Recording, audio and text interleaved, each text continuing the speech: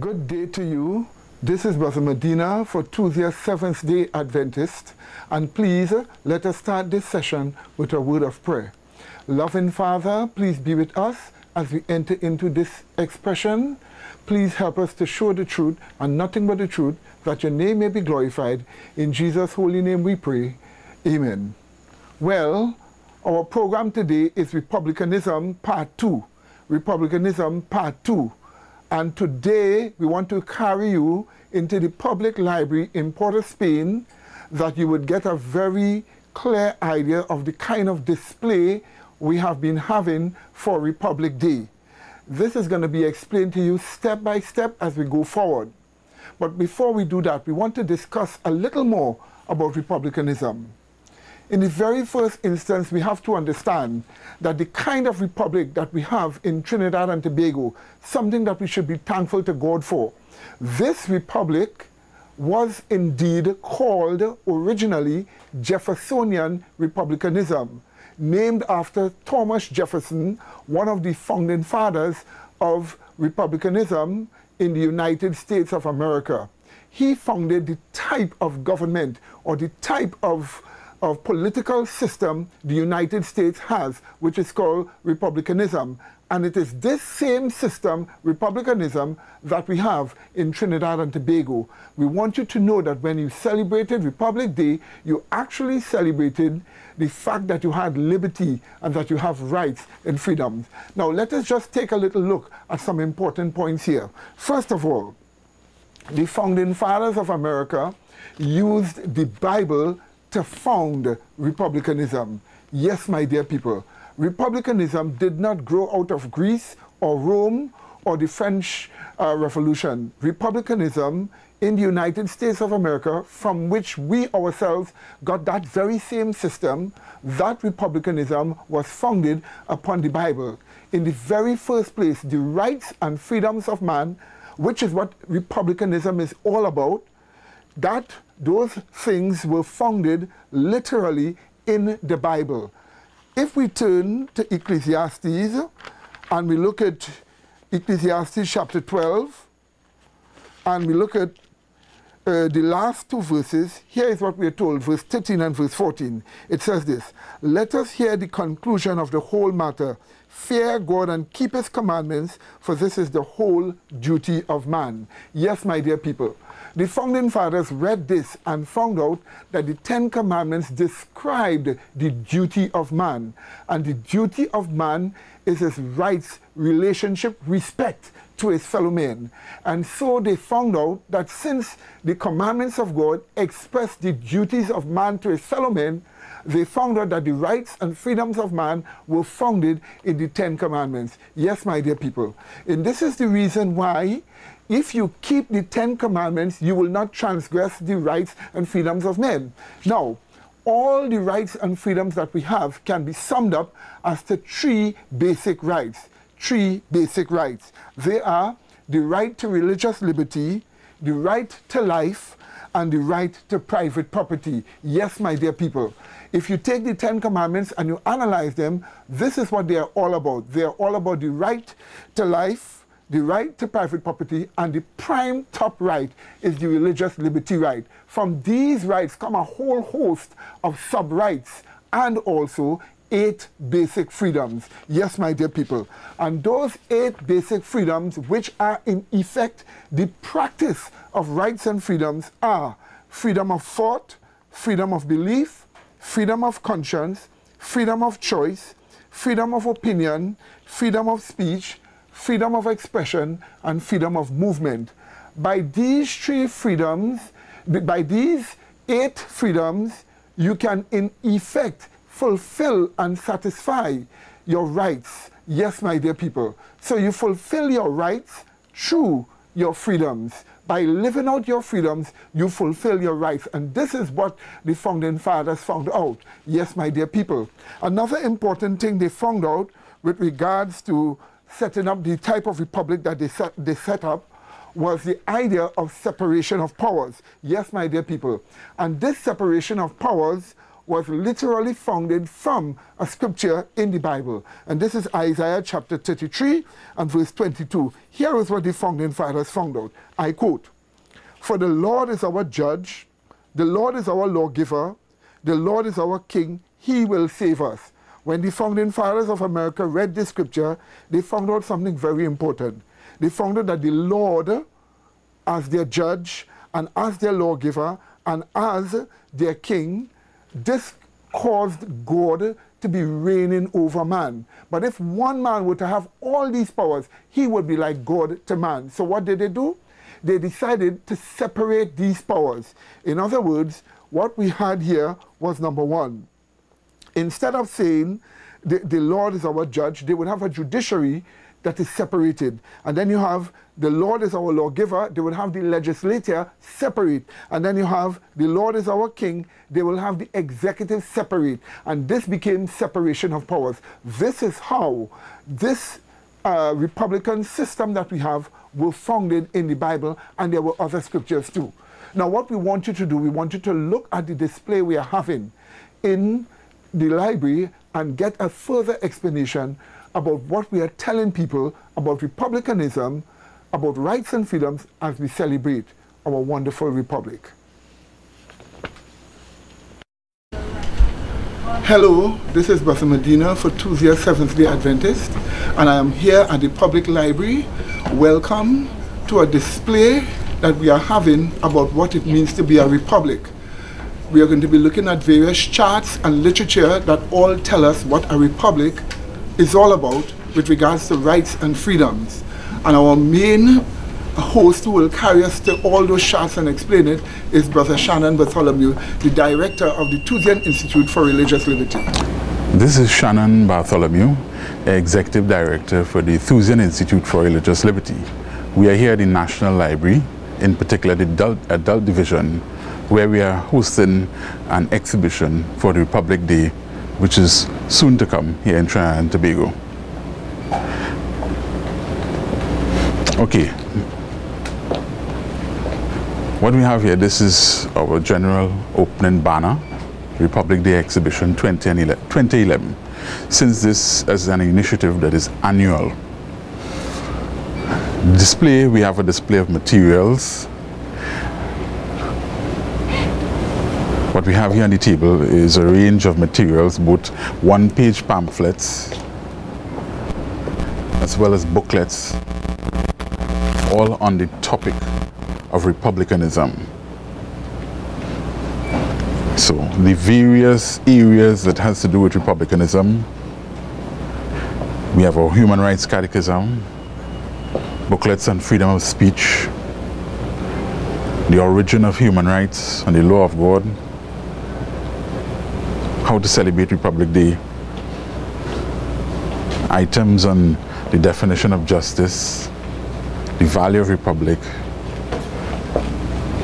liberty of conscience, etc., etc. We also have a DVD that touches republicanism in our own country here, becoming a republic, and the principles of republicanism.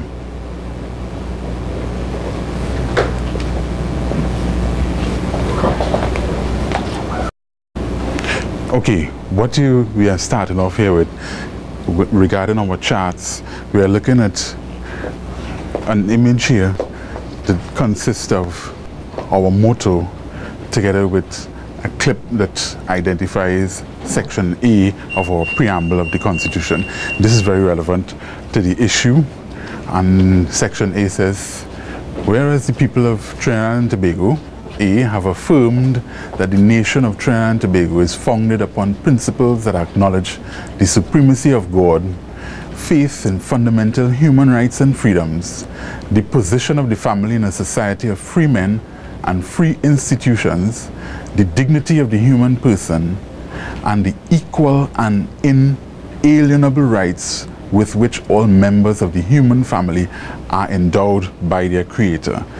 Very pertinent quotation in the preamble of our Constitution, and that's wherein we start, since this is the preamble of the Constitution of Trinidad and Tobago. Below you have our motto, which is designed to get people to know their rights, to value them, to exercise them, respect them, and defend them. So it's a valuable motto that we can all adopt and go by. At the side here, we also have the rack with free literature, which is going to be replenished from time to time as it empties, and the literature have been going fast. That's the reason why it is the way it is now. The chart down below just identifies the whole system of republicanism is powered by the concept of rights. Okay, on this side here, as we move across to this side, we have our catalog of rights charts in our portfolio here, as well as one or two items inside here, the watchwords of the country. And here, and this brings us to the rights of God, saying that the system of republicanism is based on the idea that our rights are inalienable. It has a source that is alien to the earth, to creation. Therefore, it is necessary to factor in the concept of the divine rights of God in the whole system, seeing that rights does not originate in creation. It has a beyond creation origination. So this brings us to the idea of the divine rights of God. And this is what this chart displays here, the three rights of God. So we don't expect human beings to claim or lay claim to such rights. Grace and peace to you, our dear viewers. My name is Sister Janelle James, and I'm the Executive Director of the Fusion Institute for Religious Liberty of St. Vincent and the Grenadines. And I will briefly explain to you the meaning of republicanism and its relationship to rights and freedoms. Republicanism is the remaking of the public upon recognition of rights and freedoms. Republicanism is that form of government which protects the rights and freedoms of the people. This form of government, it protects the rights and freedoms of both the majorities and the minorities to prevent the infringement of the rights and freedoms of the minorities by the majority. The beauty of republicanism is that it comes from God, and it shows and maintains that rights and freedoms are inalienable, meaning that these rights, they come from God. They are outside of man. They do not originate with nature. And republicanism, it is the direct opposite of communism. Communism teaches that the rights of man come from the state. The beauty of republicanism is that it protects the rights and freedoms of all the people. And the relationship between republicanism and rights and freedoms is that republicanism gives government the opportunity to protect the pre-existing rights and freedoms of mankind or of the governed.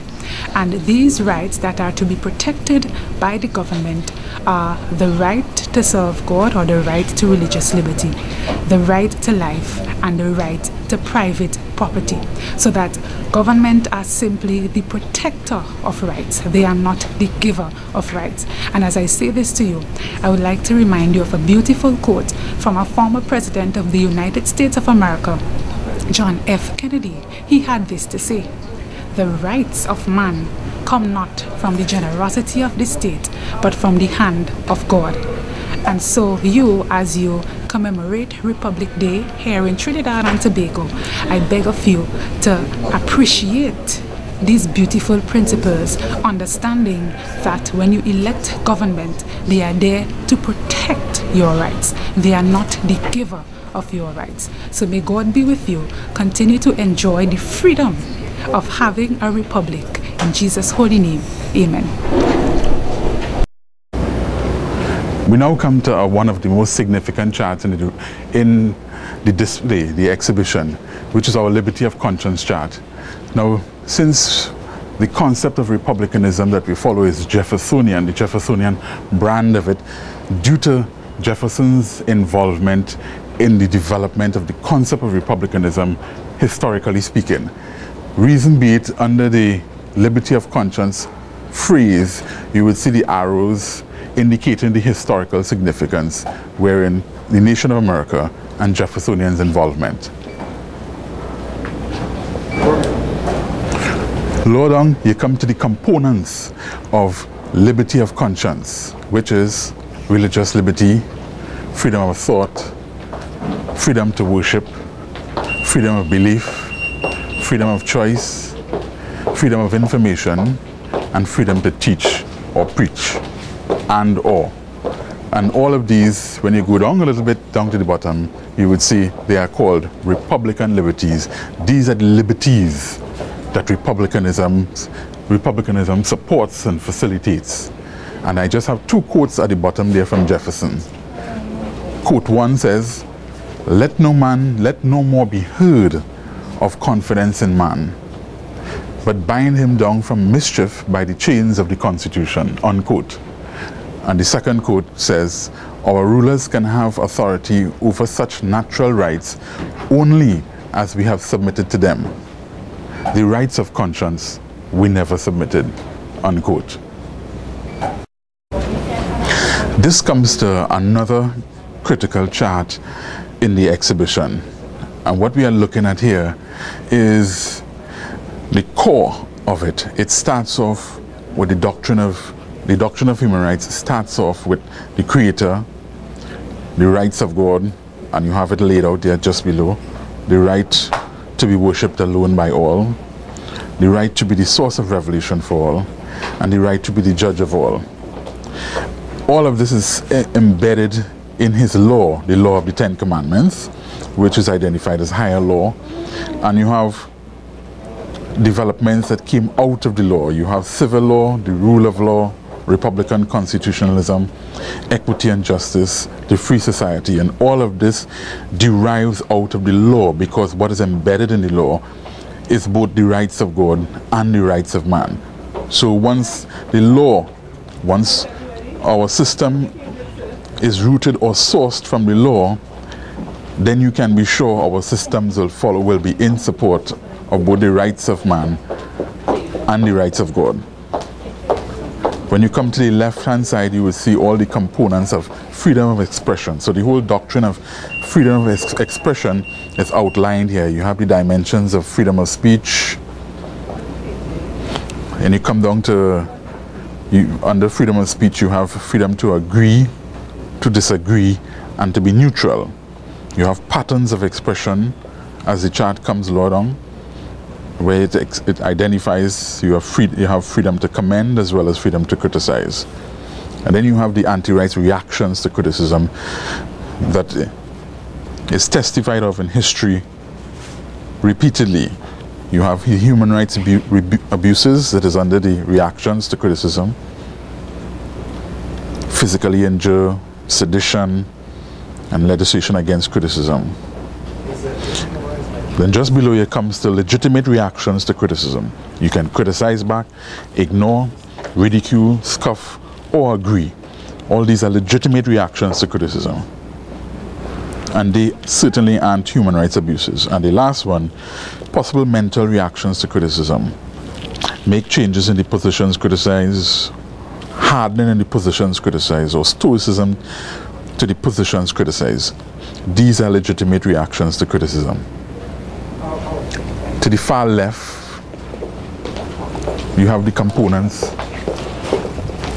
To the far left, you have the components of republicanism. Okay, you start at the top there with a definition of republicanism, which goes like this. Republicanism can be best defined as a government for all classes, groups, and peoples. It is a government that does not allow the will of the majority or any special interest group to influence it to tyrannize the people or a minority. Okay, if you move down a bit, you come down to the components of it: protection of the natural rights of the people, the rule of law, which is constitutionalism, representation of the people by their elected officials, and democratic elections of candidates to short terms of office. Come down. Just below you have the details of the protection of the rights of all, which is protection of the rights of majorities, protection of the rights of minorities, and the absolute and immutable rule of law. Come down. And here we have, again, under constitutionalism, you have the defined authority, powers, functions, and jurisdiction of government. Also, limits, checks, and balances to ensure the protection of the rights of the people from government encroachment. And lastly, a Bill of Rights that declared the natural rights of the people and the limits of those rights to be the rights of others. And of course, your Bill of Rights, which is the right of religious liberty, the right to life, and the right to private property. These must be declared in the Bill of Rights with provisions to ensure their protection. Hello, I am Sister Anissa from the Thusian Institute for Religious Liberty in St. Vincent and the Grenadines. Today I wish to address you briefly on the topic, Rights and Freedoms in Republicanism. It must be understood that Republicanism is a system of government which essentially emphasizes the protection of the inalienable and inviolable rights and freedoms of all of the people, whether it be a majority group or minority group. What does it mean to recognize that rights and freedoms are inalienable? It means that the rights and freedoms of all of the people come from the Creator God. They do not come from the generosity of the state. They do not come from government. They do not come from man. They do not come from nature. But they are given to man by his Creator God.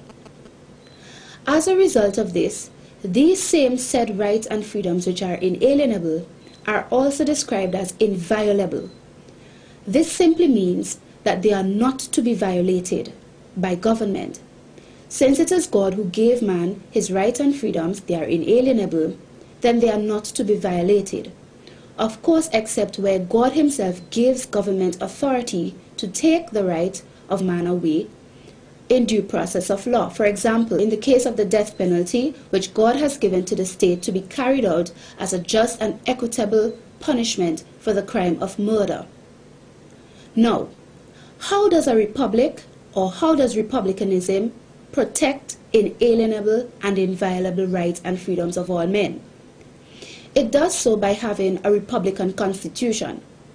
And a republican constitution is one which outlines the inalienable rights and freedoms of the individuals in what is known as a Bill of Rights, thereby creating checks and balances to limit governmental power in the interest of guaranteeing protection of the inalienable rights and freedoms of all of the people.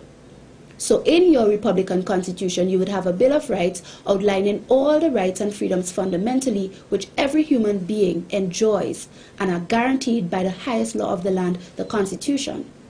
And this creates a limit or a check on governmental power to ensure that these rights are not infringed upon.